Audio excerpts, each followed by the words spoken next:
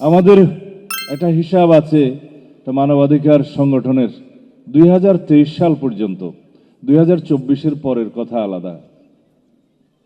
2023 সাল পর্যন্ত এই এনফোর্স ডিসঅ্যাপিয়ারেন্সের শিকার, গুমের শিকার একটা খতিয়ানে ছিল 709, কিন্তু পরবর্তীতে সেটা আমরা গুম কমিশন গঠিত হওয়ার পরে জানতে পেরেছি সেখানে রেজিস্টার্ড হয়েছে 1850, যার মধ্যে 350 জনেরটা তদন্তাধীন আছে, এখনো পর্যন্ত তারা ফিরেনি। কিন্তু সেই 709 যে হিসাবটা ছিল তার মধ্যে 155 জন ফিরেনি আজও, তারা আমাদের মতো সৌভাগ্যবান হতে পারেনি। বিচার বহির্ভূত হত্যাকাণ্ডের শিকার সেই সংগঠনের মধ্যে 2693 জন 2023 সাল পর্যন্ত, কিন্তু সেটা পরবর্তীতে 3000 অতিক্রম করেছে। এভাবে জেলখানায় মৃত্যুবরণ করেছে সেই পর্যন্ত 1048 জন। 2024-এর হিসাব এখানে নেই। রাজনৈতিক নির্যাতনের শিকার হয়েছে, মৃত্যুবরণ করেছে কয়েক হাজার।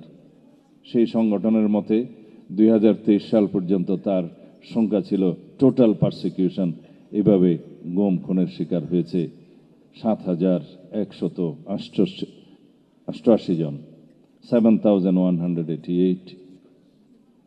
2024 সালে জাতিসংঘের তদন্ত কমিশনের ফ্যাক্ট ফাইন্ডিং কমিটির রিপোর্ট অনুসারে আপনারা দেখেছেন 1400-এরও বেশি শহীদের তালিকা তারা করেছেন। 20,000-এর অধিক মানুষের আহত হওয়ার এবং চিরজীবনের জন্য পঙ্গুত্ব হওয়ার রিপোর্ট তারা দিয়েছে। তার মধ্যে 5 শতাধিক 2 চোখে এবং 1 চোখের অন্ধত্ব। এত ত্যাগ, এত রক্ত, এত আত্মদান পৃথিবীর অন্য কোনো জাতি দিয়েছে কিনা জানা নাই। আমরা একটা রাক্ষস রাজ্যে ছিলাম এবং মৃত্যু উপত্যকায় পরিণত হয়েছিল আমাদের এই প্রিয় মাতৃভূমি। সেখান থেকে মুক্তি পেতে যারা অবদান রেখেছেন, যারা রক্ত দিয়েছেন, শহীদ হয়েছেন, গুম হয়েছেন, খুন হয়েছেন, যারা অশ্রু দিচ্ছেন অবিরত, সেটা অবশ্যই এই জাতি মনে রাখবে। আপনাদের প্রত্যেকের একটা দাবি আমাদের চেয়ারম্যান সাহেবের কাছে আপনারা রেখেছেন যে আল্লাহ রাব্বুল আলামিন আপনাকে যদি সরকারে নিয়ে আসে, আপনি প্রধানমন্ত্রী হন, আপনি আমাদের এই সমস্ত খুনের গুমের বিচার করবেন। তিনি কথা দিয়েছেন, আপনারা দোয়া করবেন যাতে আমরা প্রত্যেকটি গুমের খুনের বিচার এই দেশে করতে পারি ইনশাআল্লাহ। আমাদের নেতা শহীদের কবর জিয়ারতের মধ্য দিয়ে তার প্রথম সফর শুরু করতে চেয়েছিলেন।